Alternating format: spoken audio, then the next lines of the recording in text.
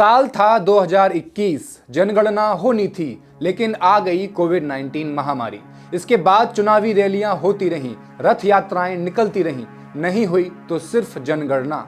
वो जनगणना जो चीन से युद्ध के वक्त और 1971 में पाकिस्तान के युद्ध के वक्त भी नहीं रुकी थी। वो जनगणना जो 130 सालों से दशकीय अंतराल पर लगातार होती आ रही है। देखिए, सबसे पहले हमें ये समझना जरूरी है कि जनगणना क्या है।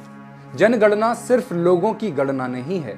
इससे हम किसी देश के लोगों के बारे में सामाजिक और आर्थिक स्थिति के साथ साथ उनकी लिटरेसी के बारे में पता चलता है। जनगणना के मेन रूप से दो चरण होते हैं, हाउस लिस्टिंग और पॉपुलेशन एन्यूमरेशन। हाउस लिस्टिंग में उन घरों की एक लिस्ट तैयार की जाती है जिनमें जनगणना की जाने वाली है। ये आमतौर पर पॉपुलेशन एन्यूमरेशन से लगभग 1 साल पहले की जाती है। फिर आता है जनगणना का मेन चरण, पॉपुलेशन एन्यूमरेशन, जिसमें घर घर जाकर लोगों की गिनती की जाती है और उनसे कुछ सवाल पूछे जाते हैं।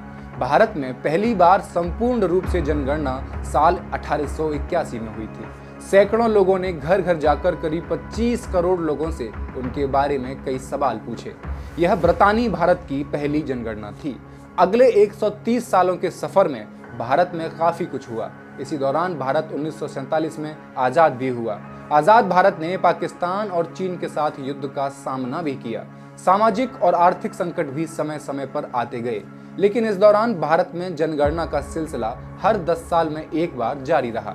हजारों लोग पर्यवेक्षक के तौर पर जनगणना के दूसरे मानकों के अलावा लोगों की नौकरी, उनकी आर्थिक स्थिति, उनके पलायन और सामाजिक सांस्कृतिक पहचान से जुड़ी जानकारी पाने के लिए देश भर में घर घर जाते रहे हैं। ये तो हमने जान लिया कि जनगणना क्या है। अब जानते हैं कि जनगणना क्यों जरूरी है।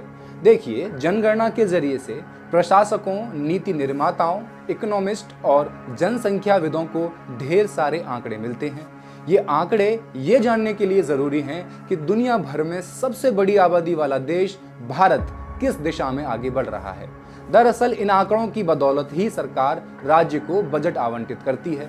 स्कूल बनाने से लेकर निर्वाचन क्षेत्र की सीमा को निर्धारित करने में इन आंकड़ों की भूमिका होती है।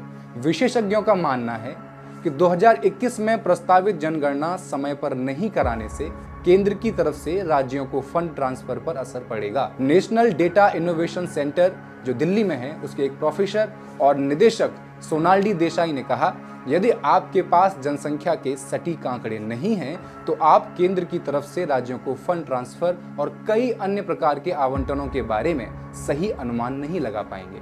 उन्होंने आगे कहा, उदाहरण के तौर पर हम कहते हैं कि 13% आबादी गरीब है और आपको विभिन्न कार्यक्रमों के लिए X राशि मिलनी चाहिए। आप जानते हैं कि 13% लोग गरीब हैं, लेकिन आप 13% का आधार नहीं जानते।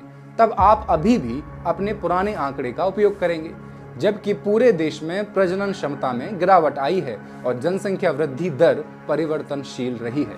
ऐसे में आप सटीक अनुमान कैसे लगा पाएंगे। पूर्व केंद्रीय गृह सचिव जी.के. पिल्लई ने भी कहा कि जनगणना में देरी के परिणाम स्वरूप बहुत सारा डेटा पुराना पड़ चुका है और निश्चित तौर पर इसका प्रभाव पड़ेगा। पिल्लई ने स्पष्ट किया कि वित्त आयोग ने जनगणना के आंकड़ों के आधार पर धन आवंटित किया है और यदि इसमें और देरी हुई तो आयोग आवंटन करते समय फिर से 2011 की जनगणना को ध्यान में रखेगा, जिससे राज्यों को नुकसान हो सकता है। उन्होंने कहा, वो डेटा पुराना है और अगर इसे ध्यान में रखा गया तो राज्यों को नुकसान होना तय है। आयोग कुछ अनुमान लगा सकता है, उदाहरण के तौर पर जनसंख्या में 3% की वृद्धि के आधार पर, लेकिन ये सब अनुमानित ही होगा। दिल्ली स्थित अंबेडकर विश्वविद्यालय में पढ़ाने वाले अर्थशास्त्री दीपा सिन्हा कहती हैं, इस देरी का एक तात्कालिक परिणाम सार्वजनिक वितरण प्रणाली पर दिख रहा है। इस योजना के तहत सरकार गरीबों को खाद्यान्न और अन्य आवश्यक वस्तुओं की आपूर्ति कराती है। जिया द्रेज, रितिका अखेड़ा और मेघना मुंगीकर के शोध अध्ययन का हवाला देते हुए प्रोफेसर दीपा सिन्हा कहती हैं, सरकार अभी भी 2011 की जनगणना के आंकड़ों के मुताबिक ये तय कर रही है कि इस योजना से लाभ लेने वाले कौन कौन लोग होंगे।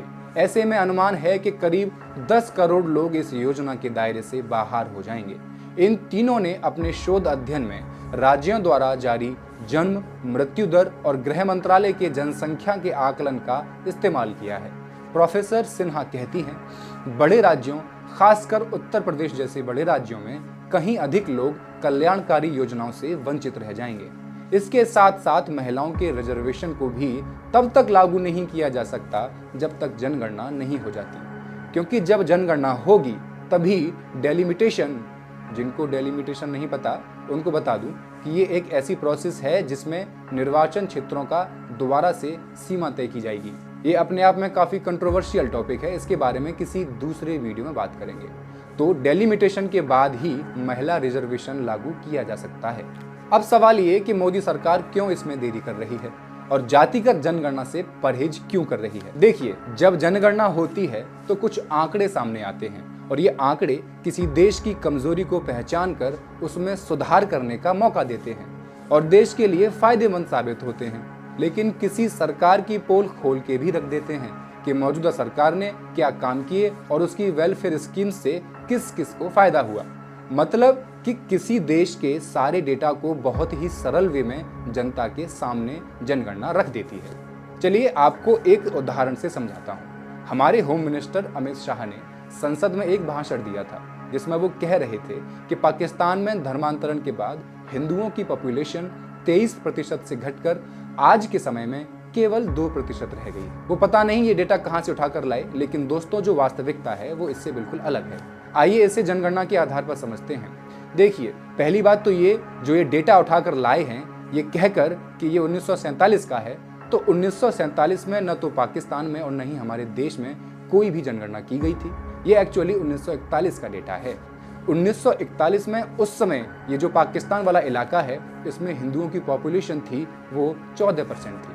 वहीं पर बांग्लादेश वाले इलाके में हिंदुओं की पॉपुलेशन 29% थी और यहाँ पर टोटल एवरेज पॉपुलेशन भी 23% थी और ये 1941 के डेटा के अकॉर्डिंग थी।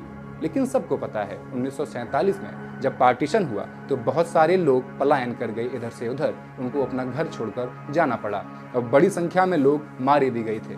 यहाँ पर बहुत बड़ी संख्या में मुस्लिम लोग हिंदुस्तान छोड़कर पाकिस्तान आए और वहीं पर पाकिस्तान से बहुत बड़ी संख्या में लोग जो हिंदू थे वो हिंदुस्तान आ गए थे और यहाँ पर 1947 में कोई जनगणना नहीं हुई थी। तो हमारे लिए जो मैटर करती है वो है 1951 की जनगणना, क्योंकि दोनों देशों में यहाँ पर आज़ादी के बाद पहली जनगणना हुई थी। तो उस डेटा के अकॉर्डिंग पाकिस्तान में हिंदुओं की पॉपुलेशन रह गई थी 1.3%, जो कि फिर 1981 में बढ़कर हो गई थी 1.8% और आज के टाइम में वही पॉपुलेशन 1.2 यानी 2% के आसपास है।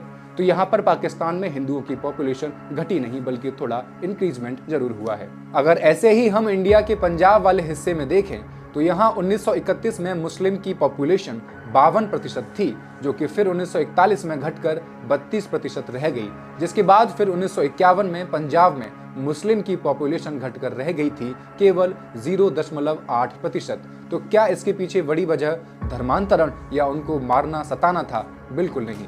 वहां पर मुख्य वजह थी पार्टीशन के समय लोगों का पलायन। ये एक बहुत ही जटिल टॉपिक था जिसे हमने जनगणना को आधार बनाकर बहुत ही आसानी से समझ लिया। जनगणना हमें कई सारे आंकड़े देती है जिससे हमें पता चलता है कि सरकार की कौन सी नीतियां सफल रहीं और कौन सी विफल रहीं। ओबीसी समुदाय का मानना है कि पिछले 41 सालों में उनकी आबादी और ज्यादा बढ़ी है, ऐसे में जातिगत जनगणना होनी चाहिए। बीएसपी संस्थापक कांशीराम ने कहा था, जिसकी जितनी संख्या भारी उतनी उनकी हिस्सेदारी। अब कई दल इस लाइन के जरिए जातिगत जनगणना की मांग कर रहे हैं। जेडीयू, आरजेडी, सपा, बसपा समेत कई बड़ी पार्टियों ने केंद्र सरकार से जातिगत जनगणना की मांग की है। बीजेपी नेता पंकजा मुंडे और एनडीए सरकार में केंद्रीय मंत्री रामदास अठावले ने भी इसकी मांग की है।